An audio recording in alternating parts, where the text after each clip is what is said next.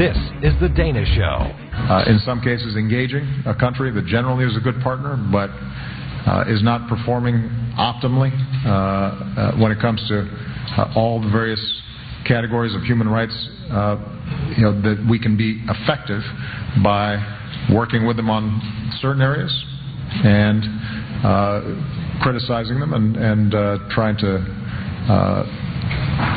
elicit improvements in other areas.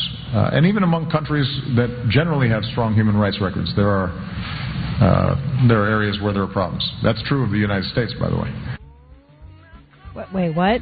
We have some human rights problems? Oh, wait, you mean like throwing a dude in jail for a video and blaming a terrorist attack on him and then not giving him any due process and saying that he violated some sort of bunk probation with never substantiated any charges? Like that?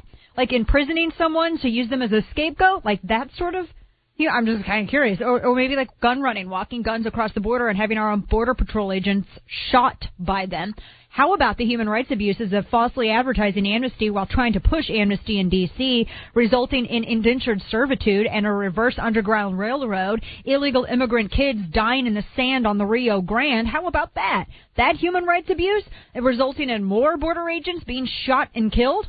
Like one that was just shot in the chest a couple of days ago by 2 illegal immigrant gangbangers? How about that? Is that human rights abuse? Hold up. What about the human rights abuses of the DOJ going after the Associated Press and wiretapping and James Rosen? What about the DOJ supporting voter intimidation and going after private citizens like Catherine Engelbrecht and True the Vote in an attempt to weaponize various government agencies to shut down political dissent? Those kind of human rights abuses? I don't know. I'm just curious. I mean, I could go on and, talk about it a lot more. I just, maybe, and all of those things. Oh, wait, hold up. One last one. And then we're going to talk about polling and probably how this is related to that. Maybe like the human rights abuses of allowing our veterans to languish, some die because of lack of promised care, contractually promised care, like that.